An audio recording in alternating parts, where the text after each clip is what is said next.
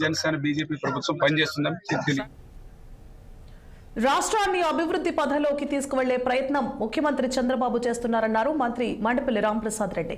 విశాఖ నగరంలోని ఏపీఎస్ఆర్టీసీ మద్దిలపాలెంలో 5 నూతన బస్సులను మంత్రి ప్రారంభించారు.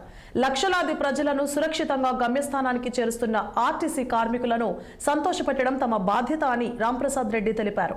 6 నెలల్లో కార్మికుల సమస్యలను తీర్చేందుకు కృషి చేస్తామని హామీనిచ్చారు. ఇక ఏపీకి 2000 ఎలక్ట్రిక్ బస్సులను తీసుకొస్తామన్న ఆయన 750 బస్సులను కేంద్రం ఇచ్చేందుకు గ్రీన్ సిగ్నల్ ఇచ్చిందని ప్రకటించారు. గత ప్రభుత్వం పక్కన పెట్టిన సమస్యలను పరిష్కరిస్తున్నామని, పెద్ద సమస్యలను పరిష్కరించే స్థాయి చంద్రబాబుకు మాత్రమే ఉందని చెప్పారు మంత్రి రాంప్రసాద్ రెడ్డి.